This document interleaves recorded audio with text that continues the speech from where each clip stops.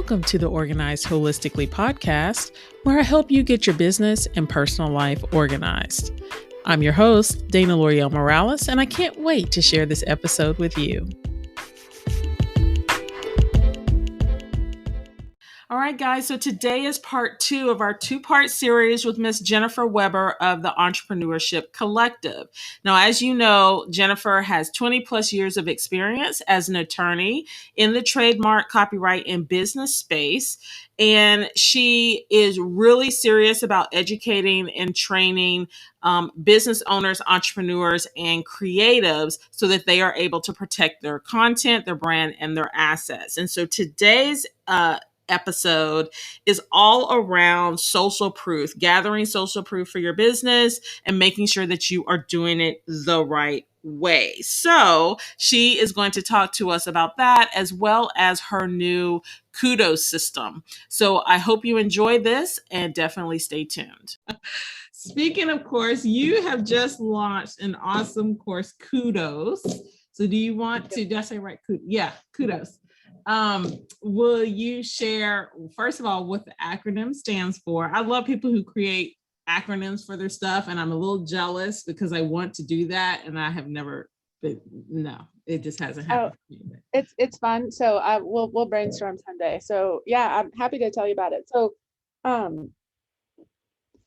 earlier this year, I connected with a woman who teaches people how to create courses. And we were connected. I think I might have done a free challenge with her, like I took her challenge or something. We got to talking, and so, telling what I do. And she's like, oh, I need to know about that. And my students need to know about that. So I ended up she had like a 6-week program, and she brought in a launch specialist to teach those folks about launch and brought me in to talk about copyright. And so it was the first time it was the first draft, if you will, of my teaching. Not draft, I mean, it was complete. I don't want to make it sound like there was no value there, like chicken scratch. But I came in, and so it wasn't just talking about copyright, but it was talking about how to protect your online course, because there's so much more to it, right? So the things we've been talking about, there's the content you've created, the written, the video, all of that, what can be protected by copyright, what can't, because there are things that can't be. How to put your copyright notices on this. You're selling your course under a brand name. She's helping you create names for your courses. And then it's the same thing with an LLC. Your name may or may not be protected under trademark. It's a different analysis. Like there's ways to communicate your course that are perfect and nothing wrong with it. And then if you want to trademark it, that's a different thing. So we talked about that, and we talked about contracts, and we talked about, are you developing, is your course is it part of a membership? Right? So, understanding where every time you're going to need a contract.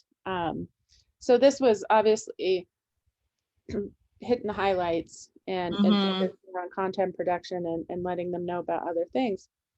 And so I am working on that to teach that course, how to protect your course, which obviously needs a new name. My online course on how to protect your online course. Kind of ridiculous. But as I was preparing and writing that, more things came up, and I'm like, this isn't a 2-hour course. This isn't a 3-hour master class. And so I'm like, I've got to think about this. Like, I've got to talk to people and say, what would that look like to know this stuff? How would you want to receive that? So that's in the works. But part of that, so that's where the KUDOS system came from, is because that was a piece that's important. And kudos, applause, congratulations, that kind of thing, where the name came last, because what I was starting out to do was that all of us that have a business and want to market that business, at some point might ask for testimonials, or they might be volunteered to us. You might get a shout out, or a great compliment in your own Facebook group or on a page and get tagged, whatever that looks like, and of course you want to use them, right? And I haven't dived into this, but generally you hear that social proof is important. And if I see that someone else bought it, then that's make me more likely to. Or Mm-hmm. if I see another entrepreneur, course creator person versus a coach, if I'm seeing things that be like that, because I use reviews, especially when I'm Right. buying products outside of, for my personal life. Amazon has become a great review source, whether you buy from Amazon or not. But there's Mm-hmm. so many honest feedback in there, Right. well, presumably honest. So the idea is that I was going to have a template uh, Mm-hmm. for testimonial release and a short guide, simple. And then it was like, well, but you got to organize things, right? You're asking people for a testimonial, and then you got to keep that. So Mm-hmm. it's based in the law. Getting back to false advertising, is that the Federal Trade Commission views a testimonial as an honest opinion, for a person's honest opinion about something that they purchased, Mm-hmm. right? That's the understanding, that if I see a testimonial, the fair assumption should be that Dana bought it and she gave Mm-hmm. an opinion, good or bad, and of course I'm not going to advertise the negative things. I'm going to Right. do my Right. business, right, kind of thing. So there's a lot of pitfalls in using testimonials. You can't incentivize them. Mm-hmm. You can't be like, hey, if you do fill out my form and give me a review by Friday, you'll get a Starbucks gift card. Even if they're still giving you honest reviews, it's changed the impression, right? It has Mm-hmm. changed the expectation that that was an honest review for something that they paid for. Because that now there's an asterisk, but they got Right. something from it. You Right. know, even if they did pay for it, now there's that thing. You can't give people scripts. I can't say, hey Dana, um, thanks for buying my KUDOS system. I would love a review. And if you could just say, it was fantastic and it Right. helped me in this, right? One, that's just terrible from a review standpoint because they're all going to sound the same. But most importantly, that is not your honest review. That's a Here's script. my 10-line review that I want Right. you to put your name on. Right. If you would just sign that, that would be helpful, right? Not going to fly. So here's a whole nother world of things you wouldn't be aware of, people aren't aware of. There's no shame in not being aware of. But the one example I like to give is not only is at the end of the day, what a testimonial is, besides this honest review, is when you're using that, you're using Mm-hmm. someone's name and their words to make money Mm-hmm. by using that to help sell your product, right? So now you're using someone's name to sell a product. If you don't have permission to use someone's name and their words, they can come back and say, take that down. I never gave Mm-hmm. permission, right? If you're screenshotting their Facebook post, it's their picture and their name. And now you're using what they look like, their actual image and their name, to sell something, which you can't do without permission. Mm-hmm. So I've decided when I have merchandise for my business, it's going to, it looks terrible when you spell it out as a hashtag though, so I got to come up with something else. But basically it's hashtag get it in writing. Mm-hmm. Everything else, you're going to hear that from me all the time. So the testimonial and media release needs to be like, uh, let's say you were to give me a testimonial, then it would say that, I, Dana, give Entrepreneurship Collective permission to use what I wrote, or the video I recorded, or the audio, or whatever, however I Mm-hmm. delivered it, in any way that you want to use it for all time. And I don't have any rights in this. I don't Mm-hmm. get to say how you use it or what you can use it on or for how Right. long or any of that. And my job is to use it the way you said I could. So Mm-hmm. maybe you want to just be Dana M, Mm-hmm. or you want to be anonymous, or you might have given a testimony on video, but you only wanted the transcription. You don't want video use. Mm-hmm. You can ask. That's part Put of the your process, how limitations you ask around. people, right? And how many limitations you want to deal with. You just want it all. Mm-hmm. That's great. Um, So you have this document. So you have it in writing that you have permission. So what KUDOS stands for, and this was great work. So again, it started with template and guidance, right? That's all it was. Testimonial release, that was going to be the name, sort of, some explanation is important. And then I created a Trello board so you can process all this. And so as I created the Trello board, I call it your rave reviews records. So it's a whole board that helps you from ask to published testimonial. And I was very alliterative that day. I have the praise process and the publish process, I was coming up with all kinds of things. And so I co-work with a number of women in 2 different groups who are very, very helpful. And I was like, now I've got to come up with a name. I had set a date of when I wanted this to launch. And I was like, feeling really solid, got to tweak a lot of things and actually put it online, but it's done. And I need a name for it. And I'm still in the alliterative thing, but I'm like, I'm willing to let it go. And one coworker said, what you've got is a system. It's not system. It makes me very happy. It's a system. And I was like, you're right. It's not just a course. It's not a course. It's right. It's a system.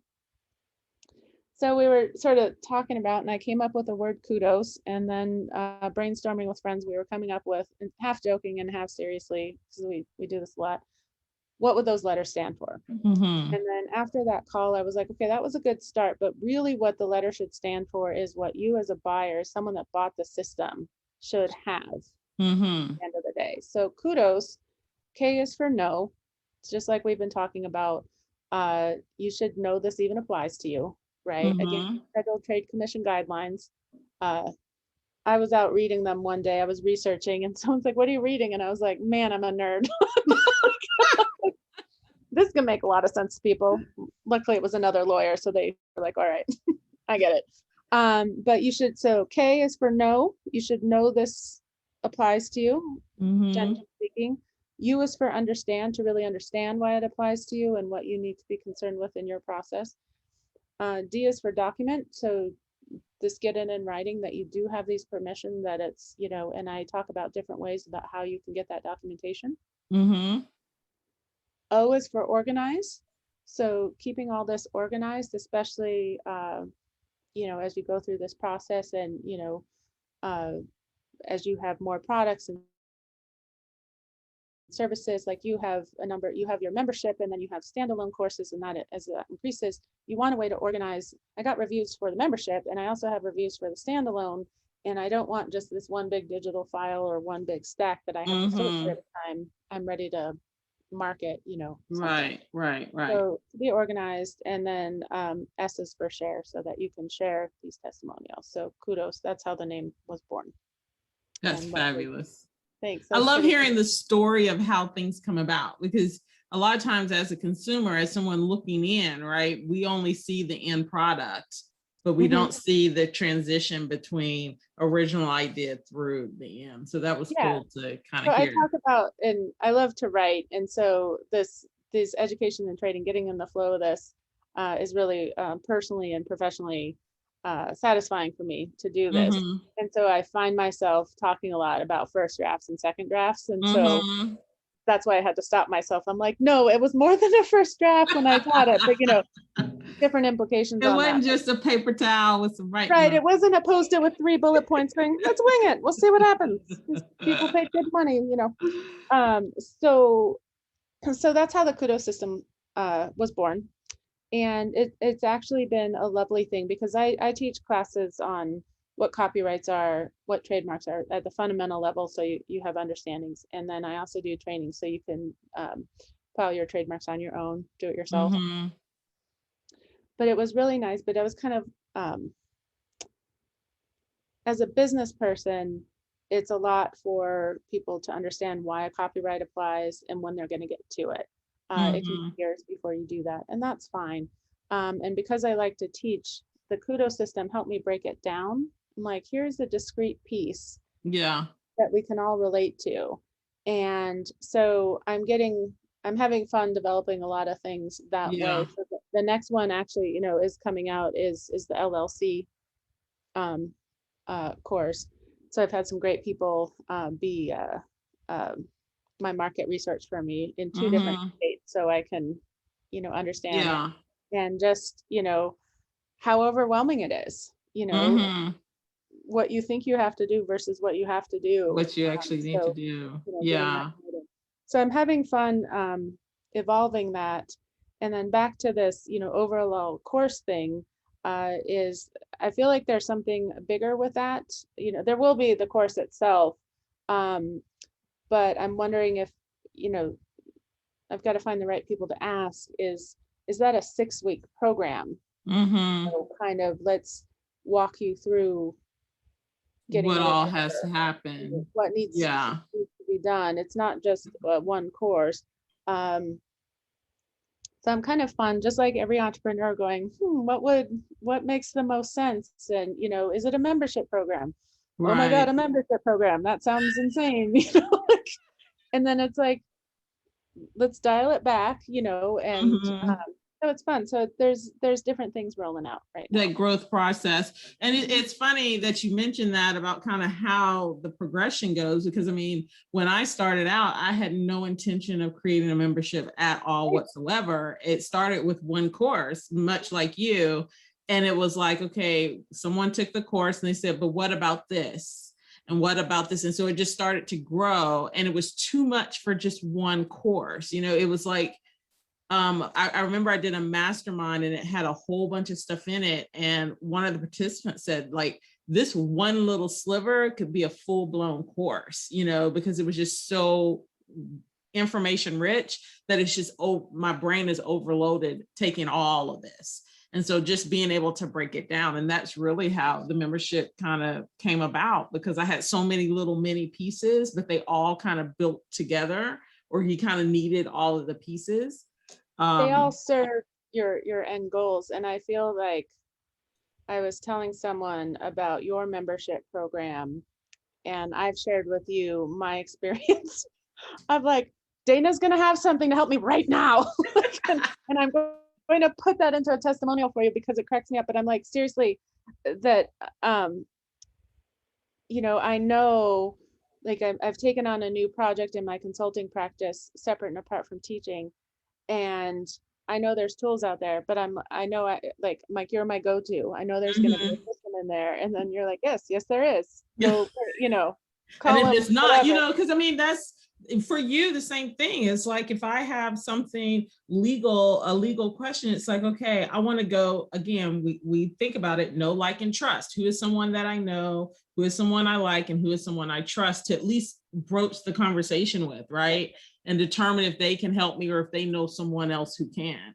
Exactly. I think that's so valuable and so important to have in your wheelhouse as an entrepreneur in general, Because I think right? entrepreneurship is so lonely.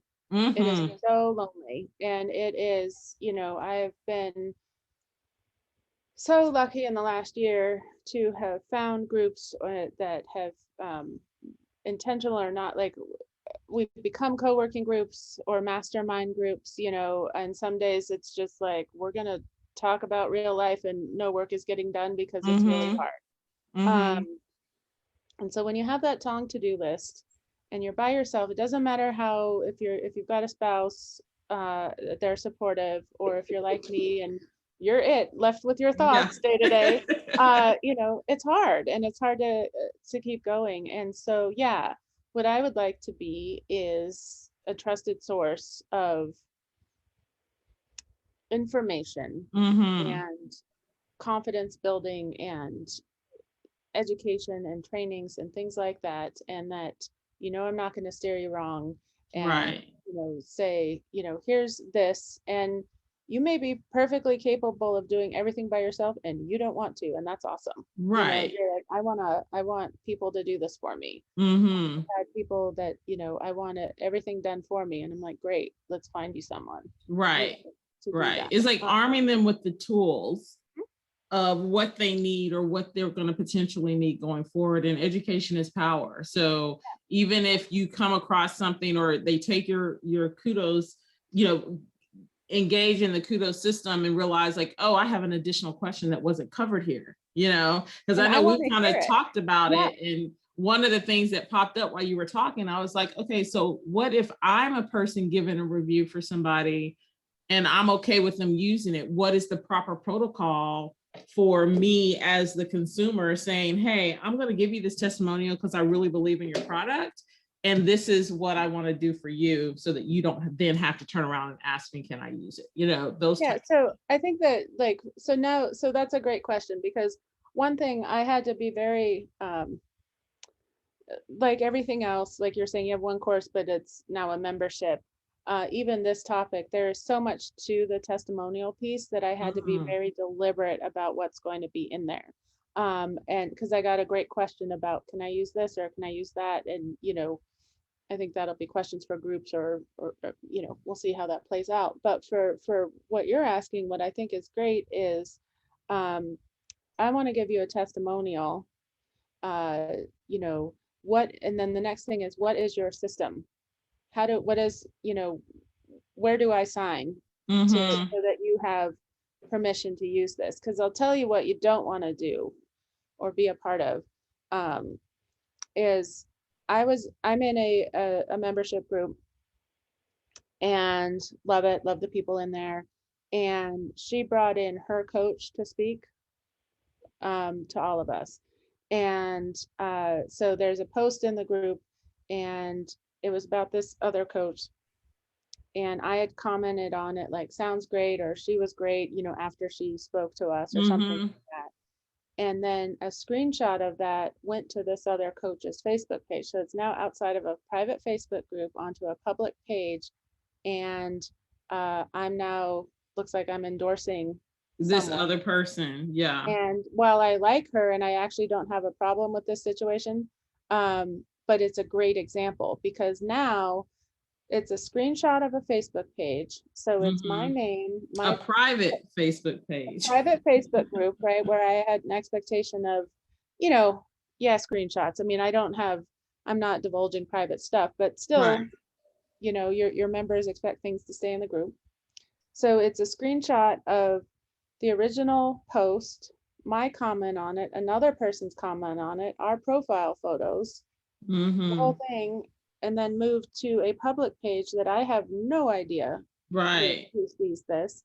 And I'm not embarrassed about liking the coach, you know, but it's like, but I didn't give you permission. I'm not endorsing Right. you, right? I Right. didn't give you, that's a comment I made, not like, yes, I would hire you because I haven't worked with that coach.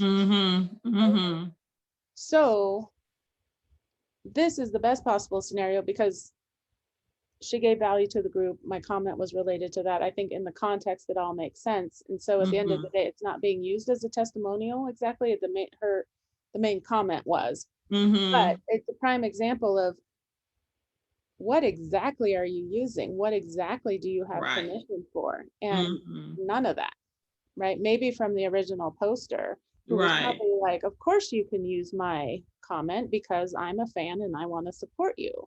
But not all the subsequent responses. But not all the other stuff, you know. So I think it having a responsibility to, you know, and I think there's probably a lot of coaching out there that's talking about like, you got to get those testimonials, take that screenshot and share it.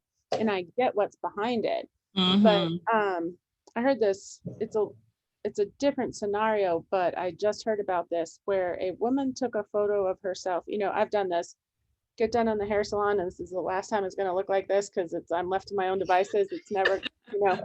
Right. So I'm like, got a great photo in the mirror, and I'm like, cool, you know, and it just stays on my phone. I'm not sharing them, but this one particular woman probably shared it, like, hey. And then she's traveling and she sees herself in an advertisement for a hair product because people are scraping images off the internet, off Instagram or wherever, and doing that. And you're like, what? I didn't say, what are you doing? You know, so there's a very egregious example of using someone's name and likeness to sell a product. Yeah. And that's the thing, is you are making money off of someone else's name and video. Yeah. And I had a, you know, saying I was a litigator before. We had a case where a client's product had a picture of like a street fair on it, Mm-hmm. you know, and it was on the box. And the man had died, the man in the photo, Oh, and his wife and daughter walked into a store and saw it, I saw it. right? Oh, goodness. So that's like the worst case scenario of not having permission, and the consequence of it. You're Mm-hmm. going to get a lawsuit. Yeah. You know, you're going to get a lawsuit, or you're going to, what if someone decides they don't like you anymore and wants you to change it? Mm-hmm. And you don't have anything in writing to say, you You know, gave me permission. Right. so this is where, as a lawyer who's, my whole career is about intellectual property and helping you protect it. And that's a very exciting space to be. And I get to work with creatives and business owners and do all that. And then also, a lot of my career was being a litigator when everything falls apart and no one remembers the beginning the same way anymore, right? Like Right. they're like, Right.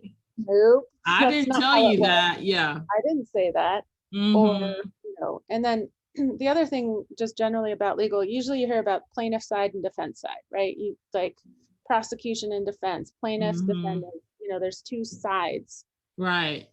And either you're a plaintiff's attorney or you're a defense attorney, right? Or you know, it's these like It's battle the lines, line. It's the line of right? order. Yeah. Do not cross. You've gone to the dark side if you've switched sides as Yeah. a Yeah. professional, right? You know, we're just such a joyous bunch, I tell you. But in trademark and copyright and intellectual property, you have the obligation to enforce your trademarks, right?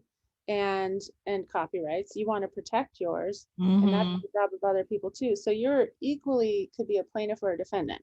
Someone could decide that your trademark or is infringing their trademark, or Mm-hmm. you could decide someone else's. So you could literally have two things going on where you're plaintiff in one and a defendant in another. Mm-hmm. And so there's just so much to it that I like to distill it down to the essentials. Yeah. And you know that there's a lot of nuance and there's a lot of things, but at the end of the day, we get back to issue spotting. And then as your business develops, you're like, okay, I'm ready to understand the kudos piece. Mm-hmm.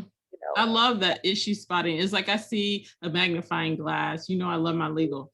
See a yep, little magnifying glass. love it. I'm really spotting all of the, you know, you're sitting here talking and I can picture some issues already, you know, and just like, okay. And that just helps me in not only with my business, but also guiding others to say, hey, you need to be careful of this, you know, don't do this. You know, and that's what You it see your is. friends doing it, but you don't need to follow suit, you know. You're like, you're just the key thing about issue spotting is my, you know, and I think in regular life, it's sort of that intuition that something's not right here, right? Mm-hmm. Mm-hmm. And so in business, you want to pay attention to that. But you, like, I went to law school because I wanted to be an intellectual property attorney.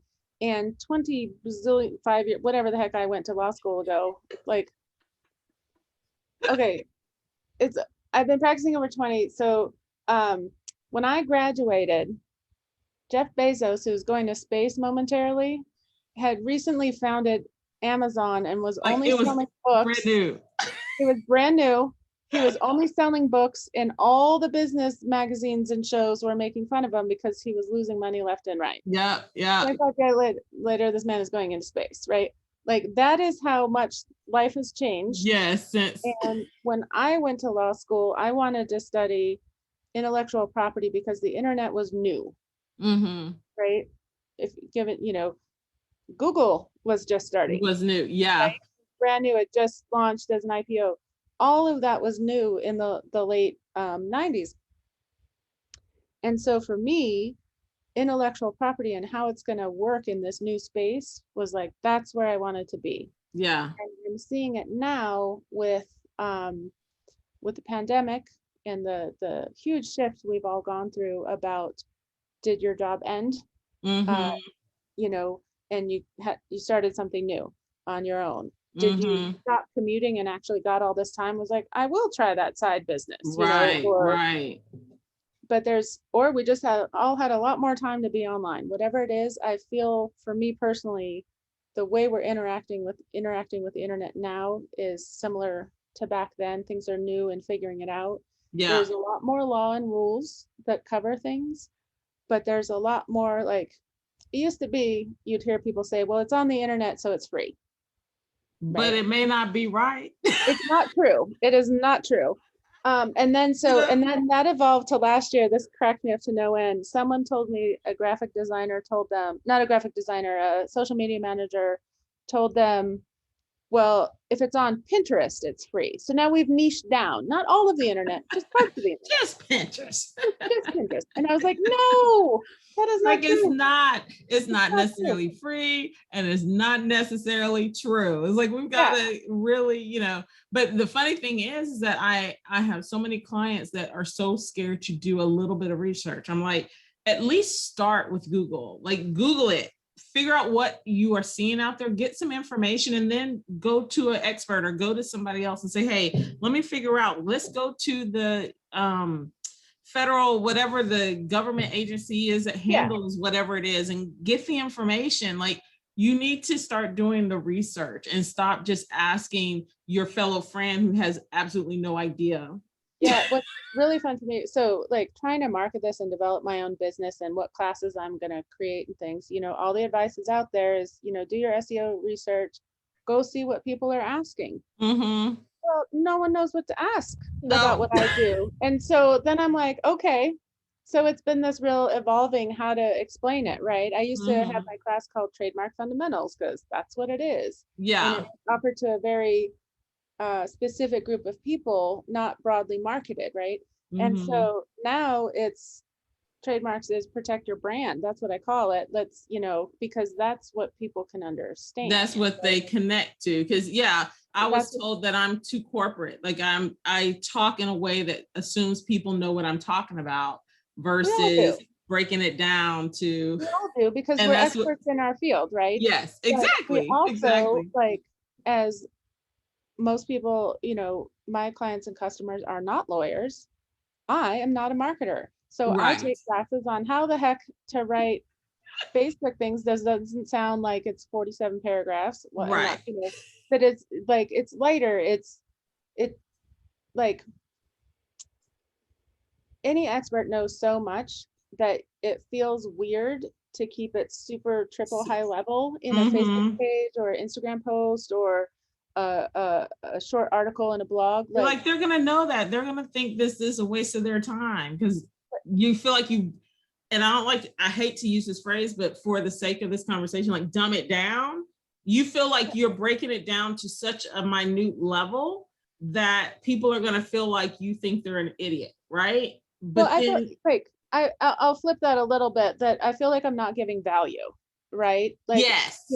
I like your way of explaining that. And so it's like, I want to give value, but if you give too much, you get the deer in the headlight looks like we're talking about, because it's just too much, right? Yeah. So actually the process of what has freed me up a little bit of this is, like, you have your lead magnet, right? You just want people into your world. So for even the KUDOS system, that could be a checklist or just a thing like, do you know what a testimonial is? Right. I mean, like, and then it goes from there, and then it can be a checklist, and then it can be a class, and then it can be a course, and all this stuff. Yeah. And all that knowledge is there, but at the high, I'm using my hands to show a ladder that no one can see. So this is awesome. Such a good podcast guest. But like at the top level, let's say, that's maybe your one-to-one service or a group coaching program, there's going to be a lot more depth and knowledge in that, but it doesn't belong in the very beginning. Yeah. And that's the hard part, is really just stopping and saying, okay, what's that bare minimum? What's that beginning step that someone needs to take? How do I convey that this is important and they need to think about it, and it probably does apply to them, and not just because I said so. Don't skip past this because you assume it doesn't apply to you, right? Like, get that idea of understanding that this is important for you and your business today. And I was on a very interesting, this coach I know, and she's been very supportive. She's seen some of my things come out and would comment, and especially on the Protect Your Course. Mm-hmm. I think Course I is the just now have course. to call it that and just like live with, like, just love it. Just love the name. Protect Your Yeah, Course. just Like, love this name. and so I was advertising that it was coming up, and I had to push back the launch, but she coaches other coaches, like how to be coaches. And she was really great in commenting on some of my stuff. And then we had a call, it's basically a discovery call for her, but sort of a mutual chat in a way. I was telling her what was going on.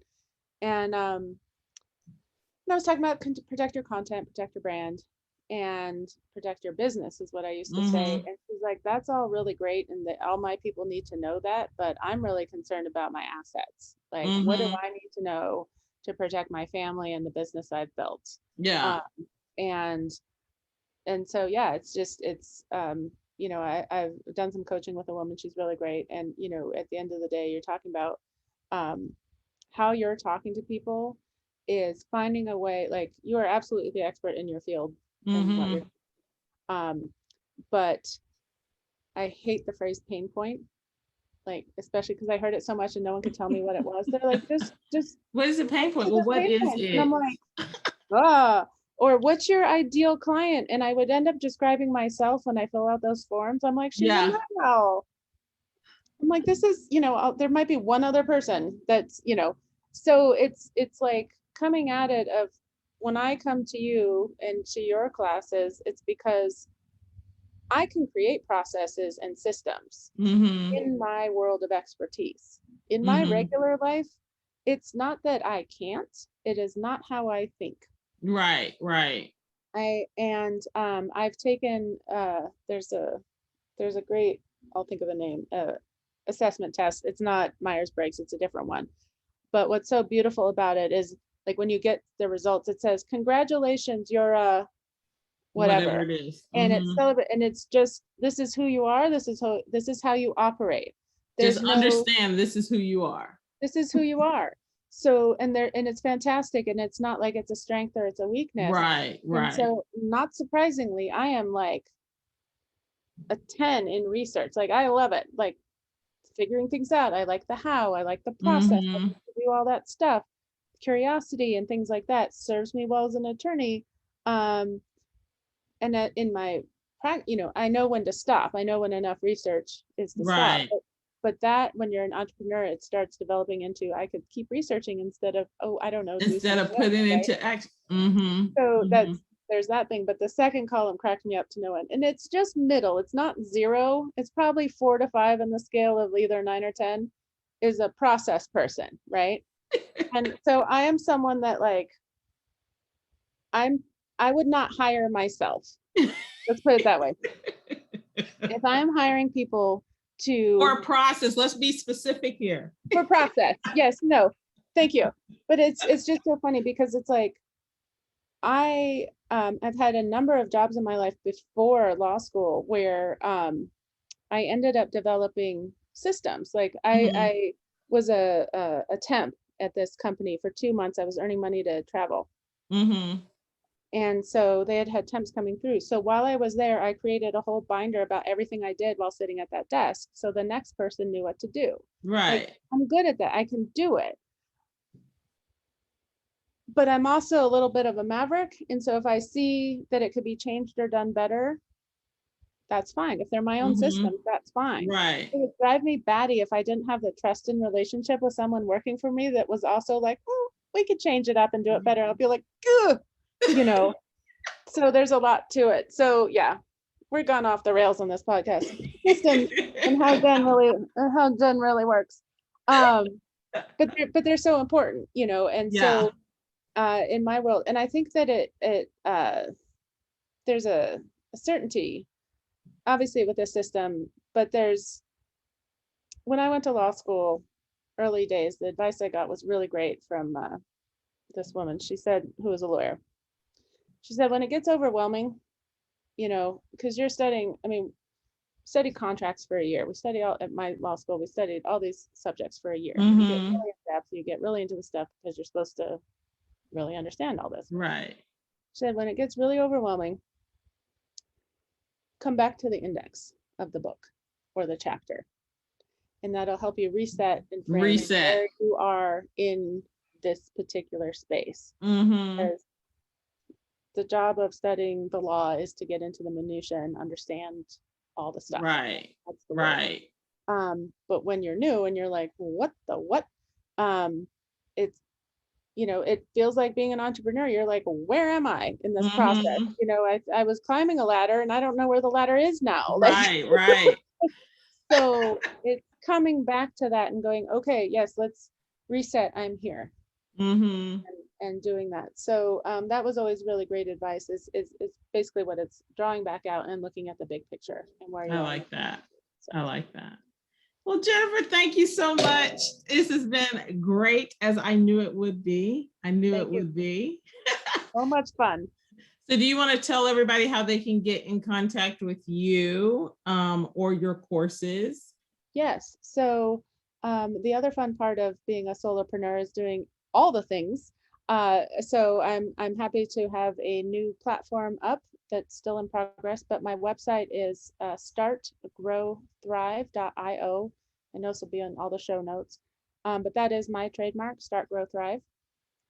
That's been for my law firm, and now it is for my business consulting practice.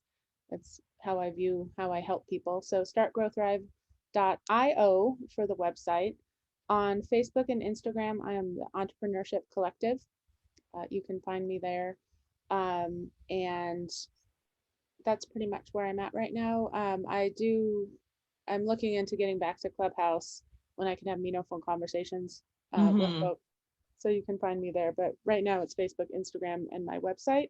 I also, it's a whole nother story. It's a conversation for another time. I do have a podcast, or not a podcast, excuse me, a blog that I launched last year, which will be revived. But that is called Potentially Awesome.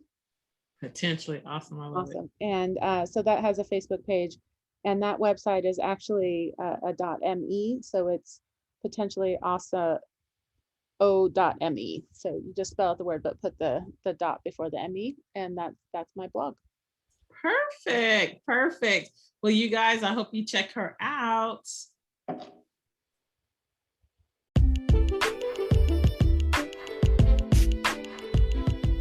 Thank you so much for listening to this podcast today, and I hope you found something that will help you in your organizing journey. If you did, consider leaving a comment or review so it will help others know the value that you received. For more information regarding this or any other episode, visit dlmorales.com.